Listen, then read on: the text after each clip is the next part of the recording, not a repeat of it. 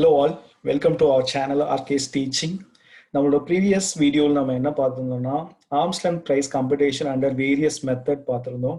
ஒருவேளை நீங்க அந்த வீடியோ பார்க்கலன்னா லெட் மீ சஜஸ்ட் ஹியர், நீங்க வந்து அந்த லிங்க் கிளிக் பண்ணி அந்த வீடியோ பார்க்கலாம். ஸோ அதோட கண்டினியூவேஷன் தான் இன்னைக்கு பார்க்க போறோம் நம்ம. So competition of arm's length price under range concept rule 10CA அதுதான் இன்னைக்கு பார்க்க போறோம் நம்ம.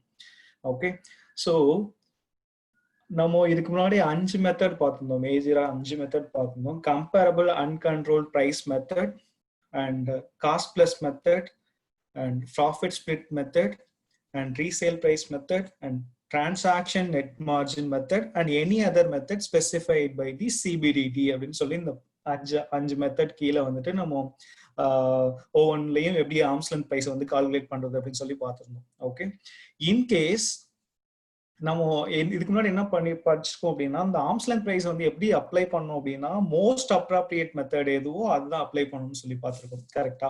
ஸோ அந்த கேஸ்ல முன்னாடி என்ன பண்ணிட்டு இருந்தோம் அப்படின்னா, பிஃபோர் 1st April 2014 நம்ம என்ன பண்ணிட்டு இருந்தோம், previously when we have more than one ALP, ஒன்றுக்கு மேற்பட்ட ஆர்ம்ஸ் லென்த் பிரைஸ் இருக்கும் போது we will be using arithmetic mean of the comparables and then we arrive at the ALP.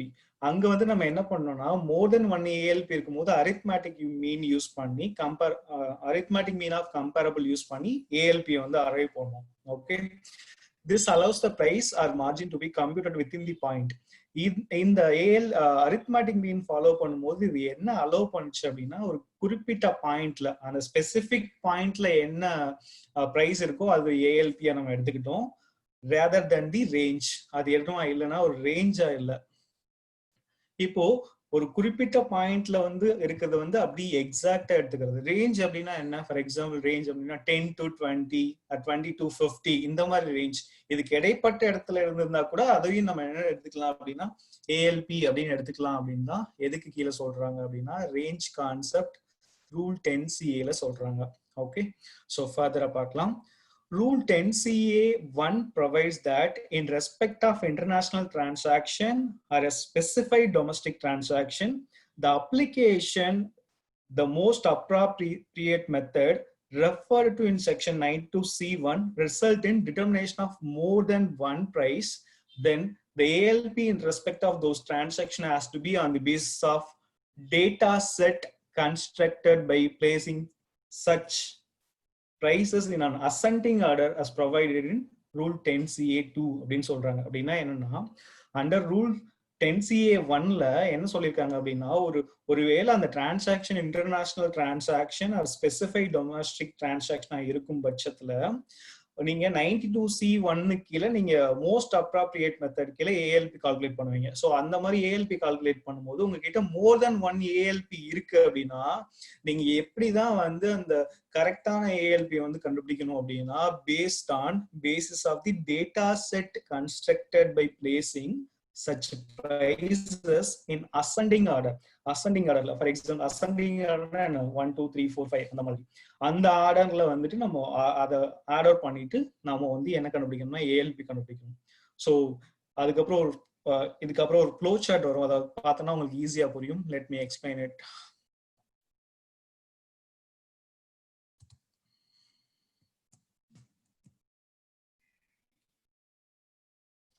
So in case இந்த flow chart வந்து கரெக்டா பாருங்க, உங்களுக்கு புரியும். More then 1 ALP is determined using method in section 92C. Section 92Cல சொல்றதுபடி more தென் 1 method கீழே நீங்க ALP வந்து கண்டுபிடிச்சிருக்கீங்களா அப்படின்னு செக் பண்ணுங்க ஃபர்ஸ்ட். நோ அப்படின்னா நீங்க எப்படிதான் கண்டுபிடிச்சிருப்பீங்கன்னா ஒரே ஒரு மெத்தட் கீழே தான் ALP கண்டுபிடிச்சிருப்பீங்க. அதுவே நீங்க என்ன எடுத்துக்கலாம்னா ALP எடுத்துக்கலாம். ஓகே, நோ அப்படின்னா. எஸ், மோர் தென் 1 ALP இருக்கு அப்படின்னா நீங்க என்ன மெத்தட் அப்ளை பண்ணி கண்டுபிடிச்சிருக்கீங்கன்னு செக் பண்ணணும். Okay, comparable uncontrolled price method, resale price method, cost plus method, transaction net margin method, இதுவான்னு பார்க்கணும். ஓகே, இது அப்படின்னா ஃபர்தர் கிளாசிஃபிகேஷன் போகணும். இல்ல அது இல்ல ப்ராஃபிட் ஸ்பிளிட் மெத்தட் இல்ல any other method specified by the CBDT அப்படின்னு வந்துருச்சு அப்படின்னா நீங்க எதை அப்ளை பண்ணணும் அப்படின்னா arithmetic mean of ALP apply பண்ணும். ஓகே, இப்போ Profit split method or other method na arithmetic mean. Comparable uncontrolled price method, resale price method, cost plus method, transaction net margin method na next condition enna check பண்ணனும் அப்படினா if comparable companies greater than or is equal to 6 அப்படினு பார்க்கணும்.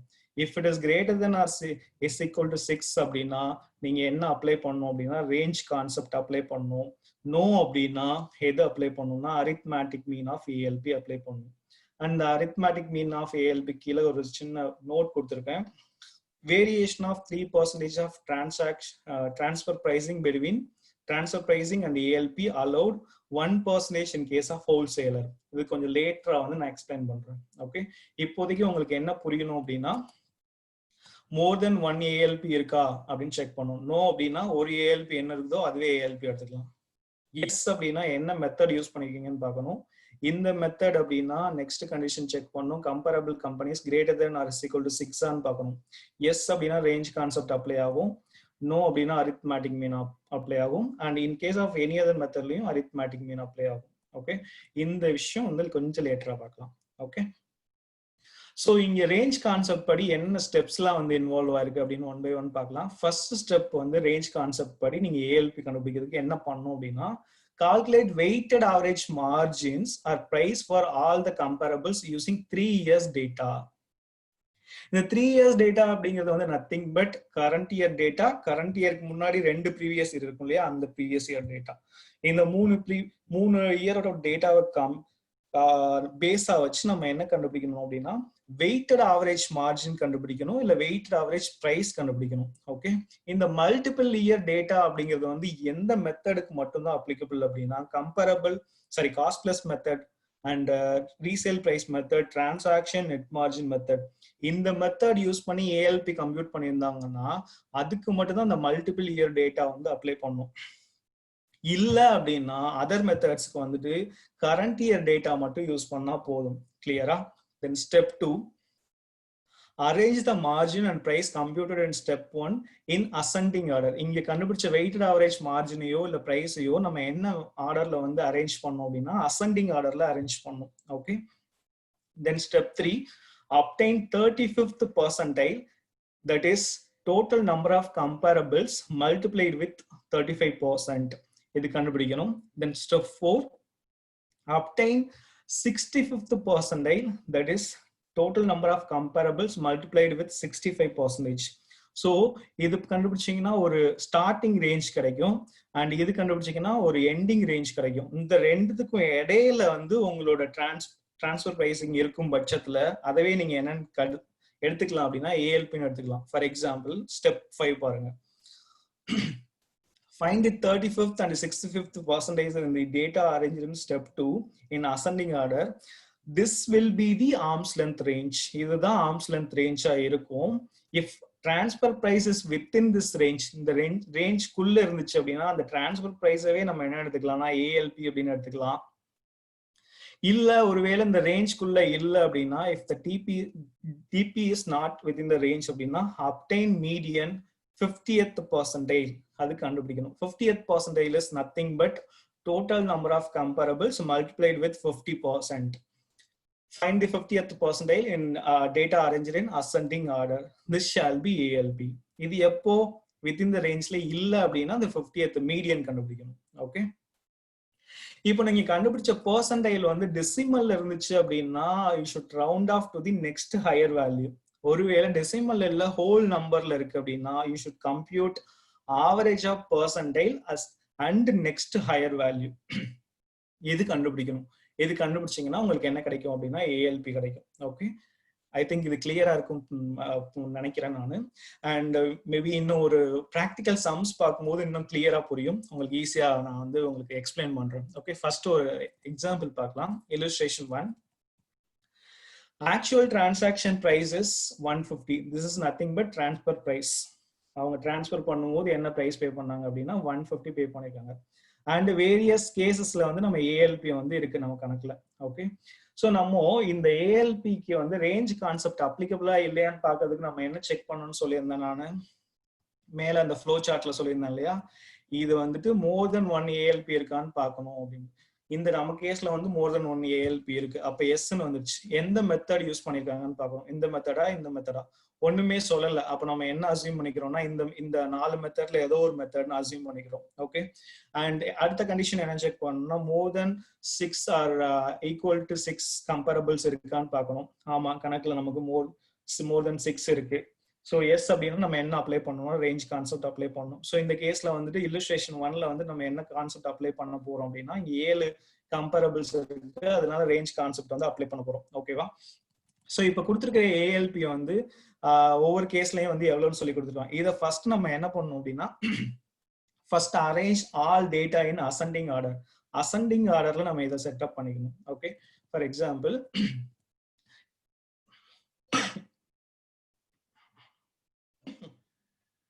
Sorry, so ascending ஆர்டர்னா from small to large அதை வந்து arrange பண்ணிக்கணும். So first கேஸ்ல 136ல start பண்ணி அண்ட் 7th கேஸ்ல 170ல எண்ட் ஆகுது. ஓகே.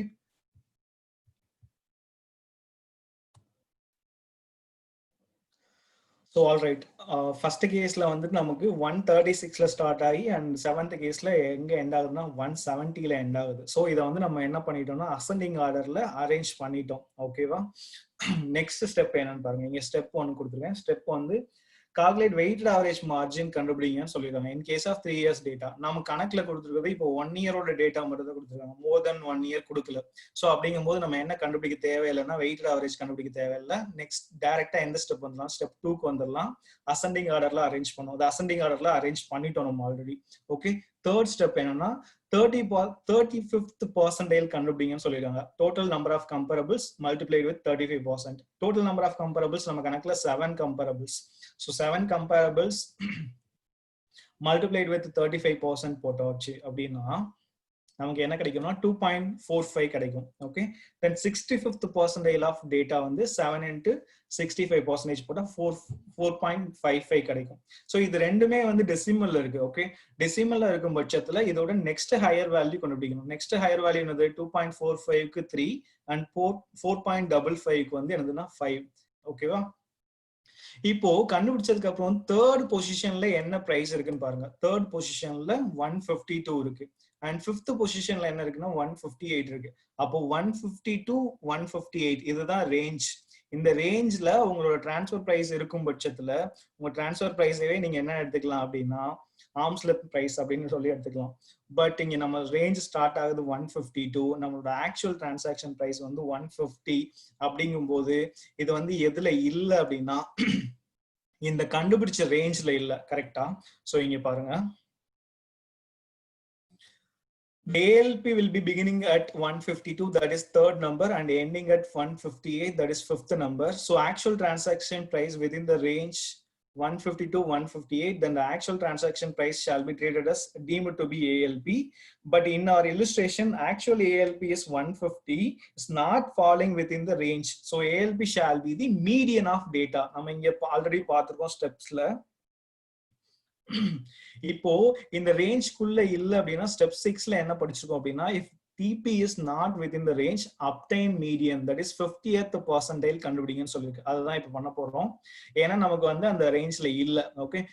மீடியன் வந்து நம்பர் ஆஃப் கம்பேரபிள்ஸ் 7 மல்டிப்ளைட் வித் 50% போட்டா 3.5.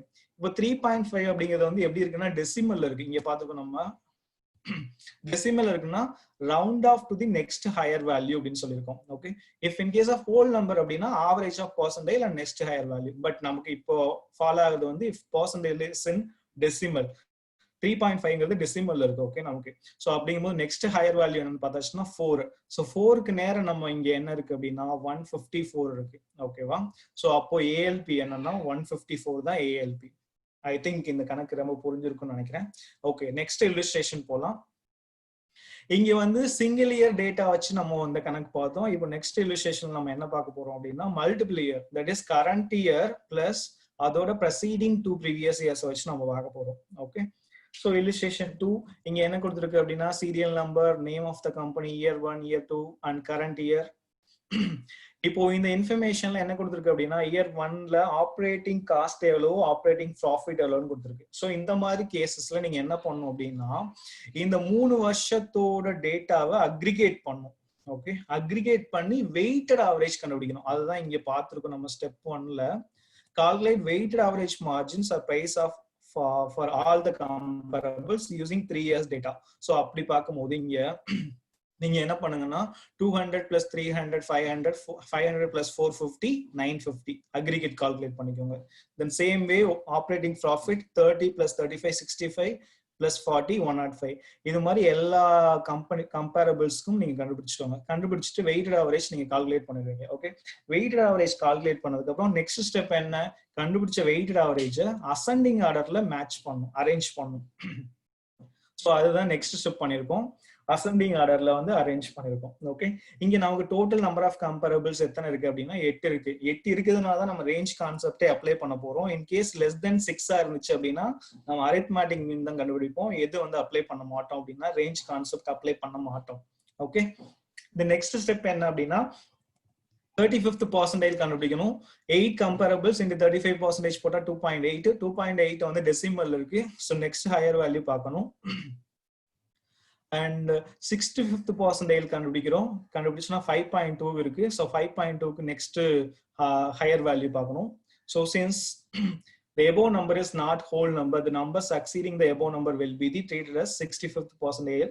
That is 6. ஆக்சுவலா இது வந்து 6.27 அவங்க மாத்தி போட்டிருக்காங்க. Therefore arm's length range is 5 to 6 to 7. 5 to 6 to 7 எப்படி வந்துச்சு இந்த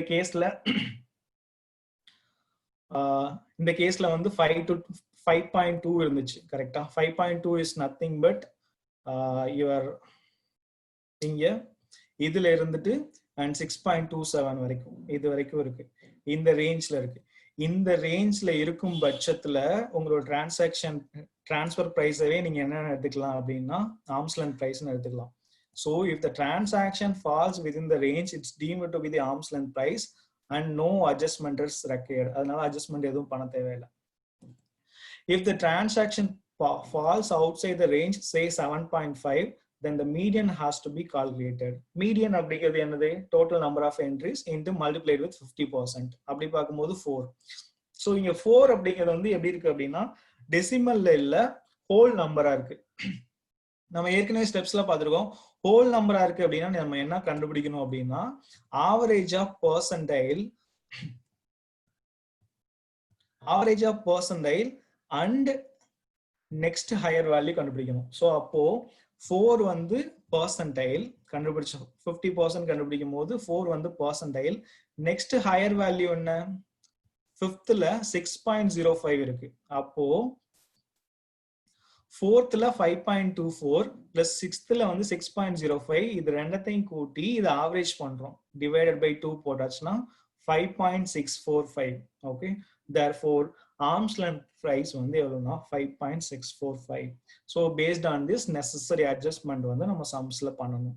ஓகே, so first sumல illustration நம்ம என்ன பார்த்தோம்னா சிங்கிள் இயர் டேட்டா வச்சு பார்த்தோம். செகண்ட் இயர்ல நம்ம என்ன பார்த்திருக்கோம்னா மல்டிபிள் இயர் டேட்டா வச்சு பார்த்திருக்கோம். Okay, and this multiple year data only will be applicable. இதுல கொஞ்சம் நல்லா ஞாபகம் வச்சுக்கணும். multiple year data allowed only in case of cost plus method, resale price method, transaction net margin method. இது நீங்க assume பண்ணதுனால தான் நம்ம என்ன பண்ணிருக்கோம்னா மல்டிபிள் இயர் டேட்டாவை யூஸ் பண்ணிருக்கோம். ஒருவேளை இந்த 3 மெத்தட் இல்லாம வேற ஏதாவது மெத்தடா இருந்துச்சுன்னா நீங்க 3 இயர்ஸ் டேட்டா யூஸ் பண்ண மாட்டீங்க, கரண்ட் இயரோட டேட்டா மட்டும் தான் யூஸ் பண்ணுவீங்க. ஓகே, தென் லாஸ்ட் சம் ஒன்னு கிளியரா பாத்துடலாம். இப்போ லாஸ்ட் சம் வந்து எதுக்கு எக்ஸாம்பிள் சொல்ல போறோம் அப்படின்னா இப்போ நம்ம என்னன்னா ரெண்டு இல்லஸ்ட்ரேஷன் ரேஞ்ச் கான்செப்ட் அப்ளை பண்ணி பார்த்தோம். இப்போ பார்க்க போறது என்னது அப்படின்னா அரித்மேட்டிக் மீன் வந்து அப்ளை ஆகிற மாதிரி ஒரு சம் வந்து பார்க்க போறோம். அங்க நான் இது கிளியரா வந்து சொல்ல போறேன். ஓகே,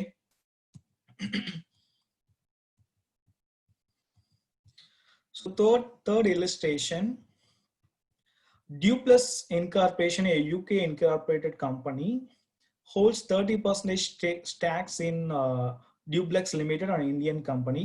நம்ம என்ன பார்த்திருக்கோம்னா Deemed associate enterprises இருக்குன்னா first condition நம்ம என்ன பார்த்திருக்கோம்னா more than 26% voting power இருக்கணும்னு பார்த்திருக்கோம். இங்க எவ்வளவு percentage வச்சிருக்காங்க? 30%. அப்போ இவங்க ரெண்டு பேரும் யார் தான் அப்படின்னா associate enterprises தான். Okay. Duplex Limited sold 500 units of raw material at the rate of rupees 9,700 per unit to Duplex Incorporation UK during the previous year 2019-20. இவங்க வந்து Duplex Limited வந்து 500 units of raw material வந்து Duplex Incorporation supply பண்ணிருக்காங்க. ஒரு யூனிட்டோட value வந்து 9,700. Okay, in the year of 2019-20. Duplex Limited has also sold similar raw material to other unrelated enterprises. இது first transaction நடந்தது வந்து within the associate enterprise, and அது மட்டும் இல்லாம அவங்க unrelated parties கூட வந்து இத வந்து சேல் பண்றாங்க. The details of the comparables are provided below. Compute arm's length price and determine whether Duplex Limited has supplied the raw material at ALP. So இந்த கேஸ்ல வந்து நீங்க ALP கண்டுபிடிச்சிட்டு இந்த ரா மெட்டீரியல் வந்து சேல் பண்ணது ALP ல தான் சேல் பண்ணிருக்காங்களா அப்படின்னு சொல்லுங்கன்னு சொல்லிருக்காங்க. Okay, the total income of Duplex Limited during the previous year 1920 was rupees 7,50,000. இவங்களோட டோட்டல் இன்கம் எவ்வளவு சொல்லிருக்காங்க? 7,50,000. இப்போ நம்ம ஒருவேளை கண்டுபிடிக்கிற ALP வந்து 9,700 இருந்துச்சு அப்படின்னா இதுல ஒன்றும் மாற்றம் இருக்காது. இந்த 7,50,000 சேஞ்சஸ் எதுவும் இருக்காது. இந்த 9,700 இல்லாத பட்சத்துல நம்ம வேற ஒரு ALP கண்டுபிடிக்கும் போது இந்த டோட்டல் இன்கம் வந்து சேஞ்ச் ஆகும். Okay, also compute the total income after transfer pricing adjustment if any. So in case வந்து நீங்க ALP புதுசா எதுவும் கண்டுபிடிச்சீங்க அப்படின்னா அந்த டோட்டல் இன்கம் அதுக்கு தகுந்த மாதிரி அட்ஜஸ்ட் பண்ணுங்கன்னு சொல்லியிருக்காங்க. And also assume comparable uncontrolled price method as the most appropriate method. அவங்க கீழே சொல்லப்பட்டிருக்கிற இன்ஃபர்மேஷன் கண்டுபிடிச்சது வந்து என்ன மெத்தட் யூஸ் பண்ணி கண்டுபிடிச்சிருக்காங்க? Comparable uncontrolled price method use பண்ணிருக்காங்க. ஸோ நம்ம இங்க பார்த்திருக்கோம் மல்டிபிள் இயர் டேட்டா வந்து எப்பதான் யூஸ் பண்ணோம் அப்படின்னா இந்த மெத்தட்ல யூஸ் பண்ணா மட்டும்தான், CPM, RPM, TNM. பட் நம்ம கொடுத்துருக்க கணக்குல வந்துட்டு என்ன கொடுத்துருக்காங்கன்னா கம்பேரபிள் அன்கண்ட்ரோல்ட் பிரைஸ் மெத்தட் கொடுத்துருக்காங்க. ஸோ அப்போ என்ன மெத்தட் அப்ளை ஆகாதுன்னா மல்டிபிள் இயர் டேட்டா வந்து யூஸ் பண்ண தேவையில்லை. எது மட்டும் யூஸ் பண்ணணும்னா கரண்ட் இயர் டேட்டா மட்டும் யூஸ் பண்ணணும். கரண்ட் இயர்ங்கிறது என்னது? 2019-20. இது மட்டும் கன்சிடர் பண்ணா போதும். It is not relevant. 2018-19 irrelevant. Okay, solution பார்க்கலாம். ஃபர்ஸ்ட் ஒன், இவங்க அசோசியேட் என்டர்பிரைஸா இல்லையா நம்ம செக் பண்ணியாச்சு. மோர் தென் 26% ஓட்டிங் பவர் இருக்கு. அதனால இவங்க யார் தான் அப்படின்னா அசோசியேட் என்டர்பிரைஸ் தான். ஓகே, தென் வந்து எது இன்டர்நேஷனல் டிரான்சாக்ஷன் பார்க்கணும். Sale of goods to a non-resident associate enterprise would fall within the meaning of international transaction. ஒரு குட்ஸை வந்து ஒரு நான் ரெசிடென்ட்டுக்கு சேல் பண்ணும்போது அவங்க அசோசியேட் என்டர்பிரைஸா இருக்கும்போது அதை என்னன்னு தான் சொல்றோம்னா இன்டர்நேஷனல் டிரான்சாக்ஷன் தான் சொல்றோம். ஸோ அந்த கண்டிஷனும் சாட்டிஸ்ஃபை ஆயிடுச்சு. Accordingly, the provisions of transfer pricing would apply and the price is required to compute with regard to the arm's length price. அதனால transfer pricing provision வந்து அப்ளை ஆகும். இந்த பிரைஸ் வந்து எது படி கண்டுபிடிக்கணும்னா arm's length price படி கண்டுபிடிக்கணும். Okay, determination of ALP, since in the instant case there are only 4 comparables. நல்லா கவனிக்கணும். even though வந்து இவங்க வந்து இந்த மெத்தட் கீழே வந்தா கூட more than 1 arm's length price இருந்தா கூட இந்த மெத்தட் கீழே வந்து more than 1 arm's length price இருந்தா கூட நெக்ஸ்ட் கண்டிஷன் நம்ம என்ன செக் பண்ண வேண்டியிருக்குன்னா if comparable companies is greater than is equal to 6 ஆன்னு பார்க்கணும்னு சொல்லியிருக்கு. ஆனா நமக்கு given கேஸ்ல வந்து நமக்கு எவ்வளவு இருக்கு? 4 தான் இருக்கு. 4 கம்பெனிஸ் தான் இருக்கு. ஸோ அப்படி இருக்கும்போது இந்த ரேஞ்ச் கான்செப்ட் வந்து அப்ளை ஆகாது. அதுக்கு பதிலாக என்ன கான்செப்ட் அப்ளை ஆகும்? அரித்மேட்டிக் மீன் தான் அப்ளை ஆகும் நம்ம பார்த்துருக்கோம். Okay, if comparable companies is greater than or 6, இது நோ அப்படின்னா நமக்கு என்ன அப்ளை ஆகும்? அரித்மேட்டிக் மீன் ஆஃப் ALP தான் அப்ளை ஆகும். ஓகே, அதுதான் நம்ம இப்போ பார்க்க போறோம். So comparable unrelated parties, Anand Limited previous year 10,000 per unit, Bajaj Limited 10,990 per unit, Rave Limited 9,900 per unit, Super Limited 10,330 per unit. Okay. So இந்த current year மட்டும் தான் கால்குலேட் பண்ண போறோம். ஏன் அப்படின்னா இது என்ன மெத்தட்னு சொல்லிட்டாங்கன்னா comparable uncontrolled price method. Okay, so இங்க வந்துட்டு use of multiple year data. Since in the instant case cup method is used, the concept of multi-year data would not apply. Accordingly, only the current year data we are going to consider. data pertaining to previous year 1819 is irrelevant. Okay. So arm's length price வந்து எப்படி கண்டுபிடிக்க போறோம்? arithmetic mean வச்சு கண்டுபிடிக்க போறோம். arithmetic mean is nothing but so கொடுத்திருக்கிற இந்த 4 பிரைஸையும் கூட்டி அதுக்கு ஆவரேஜ் கண்டுபிடிக்கிறோம். ஸோ இது எல்லாத்தையும் கூட்டி 4 ஆல் டிவைட் பண்ணிட்டா நமக்கு எவ்வளவு கிடைக்குதுன்னா arithmetic mean 10,305 கிடைக்குது. ஓகே, இப்போ என்ன பண்ணணும்னா ஆக்சுவல் உங்களோட டிரான்ஸ்ஃபர் பிரைஸ் எவ்வளவு 9,700. ஸோ 9,700க்கும் 10,305க்கும் இடையில உள்ள டிஃபரன்ஸ் எவ்வளவு 605. இந்த 605 வந்து within the 3% பார்க்கணும். ஓகே, பாருங்க, if the transaction price is within the tolerance limit of 3% of transaction price and ALP, then that shall be accepted as ALP. அப்படின்னா என்ன அர்த்தம்னா இந்த 10,305 and 9,700 டிஃபரன்ஸ் வந்து 605. இந்த 605 அப்படிங்கிறது 3% ஆஃப் டிரான்சாக்ஷன் பிரைஸா இருக்கும் பட்சத்துல இந்த 9,700 நீங்க என்ன எடுத்துக்கலாம்னா ஏஎல்பின்னு எடுத்துக்கலாம். அதை எக்ஸீட் ஆகும் பட்சத்துல நீங்க வேற அடுத்த கான்செப்ட் போகணும். இப்போ இந்த கேஸ்ல 9,700ல 3% எவ்வளவுனா 291. ஆனா நமக்கு டிஃபரன்ஸ் எவ்வளவு 605. அப்போ வித்தின் 3% குள்ள இல்ல. அதனால நம்ம என்ன பண்ணணும்னா அட்ஜஸ்ட்மெண்ட் பண்ணணும். இந்த கேஸ்ல 9,700ங்கிறது ஏஎல்பி கிடையாது. எது ஏஎல்பினா 10,305 அப்படிங்கிறது ஏஎல்பி. ஓகே, ஸோ அப்போ டோட்டல் இன்கம் ஆல்ரெடி நம்ம கணக்குல கொடுத்துருக்கு 7,50,000. இந்த ரெண்டுத்துக்குள்ள டிஃபரன்ஸ் வந்து 605. எவ்வளவு யூனிட்ஸ் வந்து சேல் பண்ணிருக்கோம்னா 500. ஸோ மல்டிப்ளை பண்ணோம்னா 3,02,500. ஸோ ஆஃப்டர் அப்ளைங் திஸ் ஏஎல்பி அவங்களோட டோட்டல் இன்கம் எவ்வளோனா 10,52,500. ஓகே, இது வந்து அரித்மேட்டிக் மீன் யூஸ் பண்ணி நம்ம ஏஎல்பி கம்ப்யூட் பண்றது தான் இந்த சம் பார்த்துருக்கோம். ஓகே, ஐ ஹோப் இந்த range concept and arithmetic mean use பண்ணி ஏஎல்பி கம்ப்யூட் பண்றது உங்களுக்கு கிளியரா புரிஞ்சிருக்கும்னு நினைக்கிறேன். ஒருவேளை உங்களுக்கு இந்த வீடியோ பிடிச்சிருந்துச்சுன்னா லைக் பண்ணுங்க அண்ட் யாருக்கெல்லாம் யூஸ்ஃபுல்லா இருக்குமோ ஷேர் பண்ணுங்க. இப்பதான் முதல் முறையா வந்துட்டு இந்த சேனல் பாக்குறீங்க அப்படின்னா please subscribe to my channel and click the bell icon. Thank you so much. We'll see you in another good video. Bye bye.